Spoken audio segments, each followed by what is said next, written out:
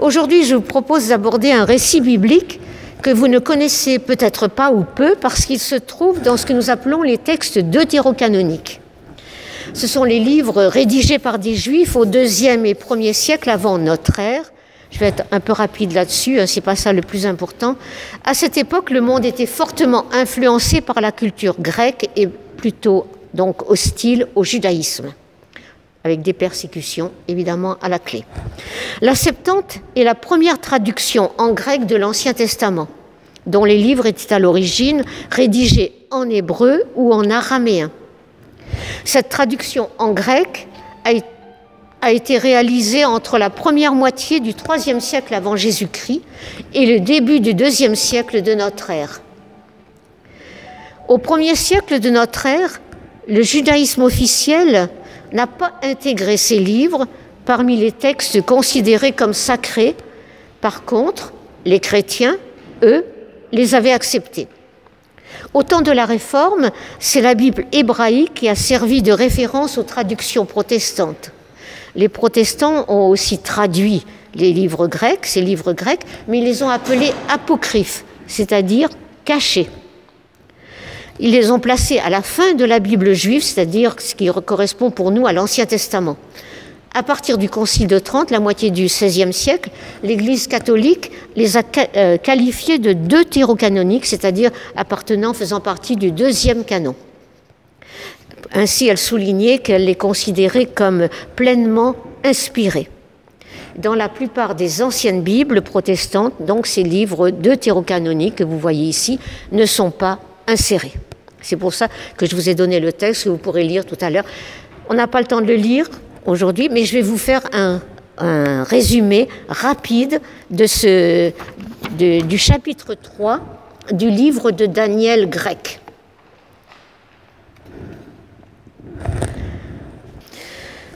Alors, ce récit, je vais vous le résumer assez rapidement.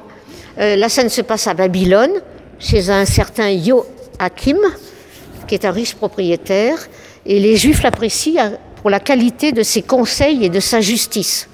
Il a pour femme Suzanne, que l'on dit très belle et pieuse.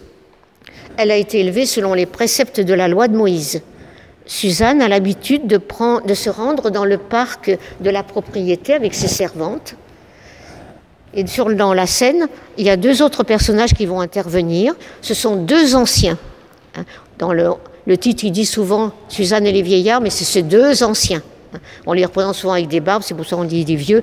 Mais aussi pourquoi? Parce que deux anciens, ils ont été nommés juges.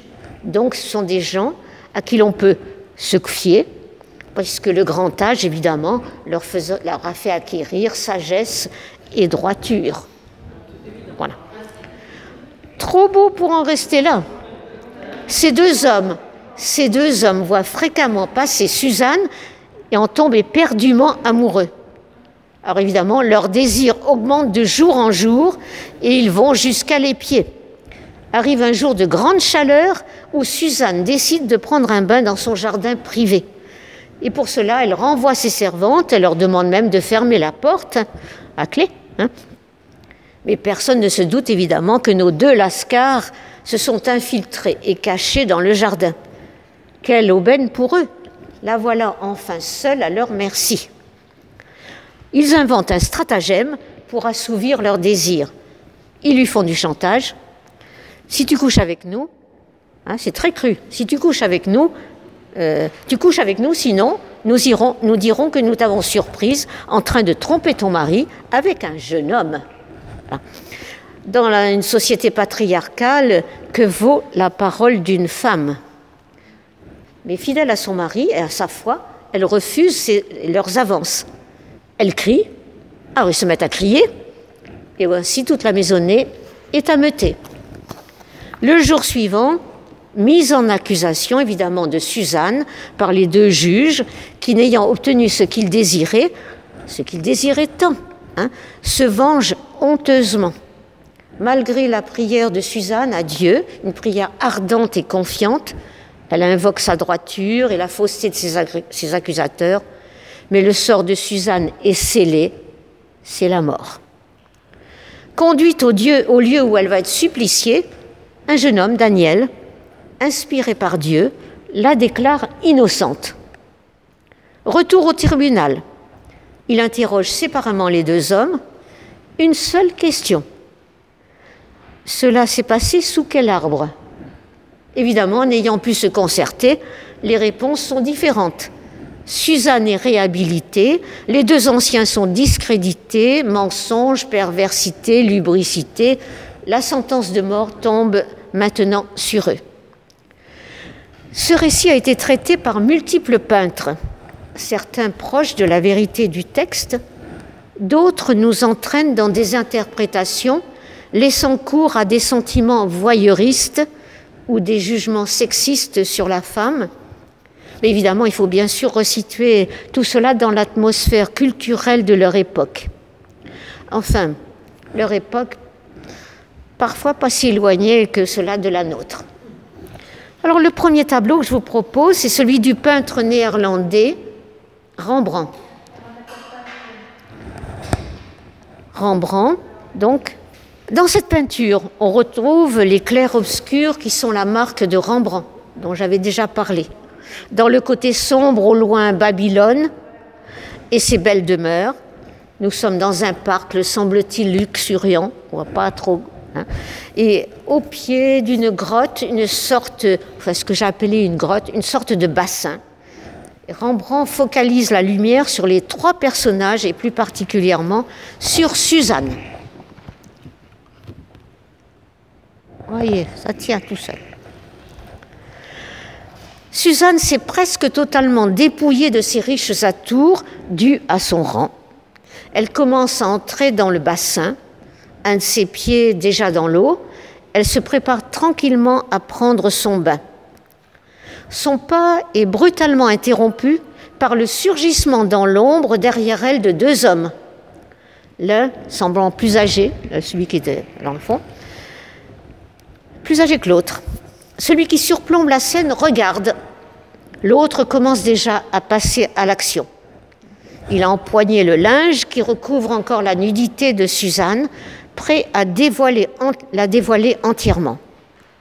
Penché sur elle, il lui susurre à l'oreille le plan machiavélique qu'ils ont concocté pour parvenir à leur fin.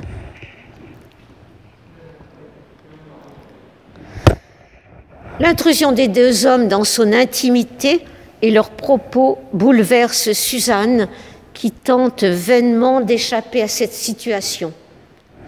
Bouche ouverte de stupeur, ses yeux reflètent la peur. Elle accroche notre regard comme pour nous appeler à l'aide.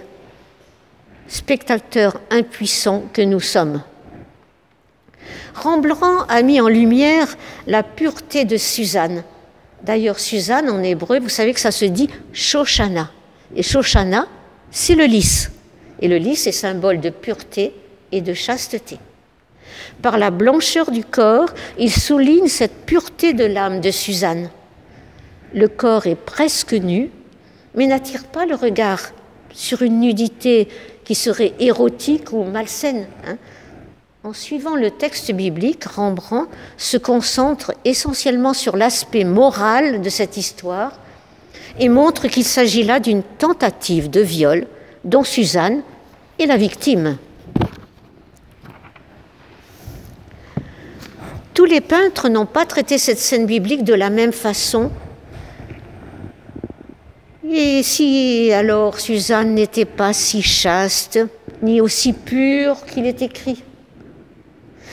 Les peintres franchissent vite le pas et certains sèment le doute. Et ça, on va le raconter dans une deuxième partie.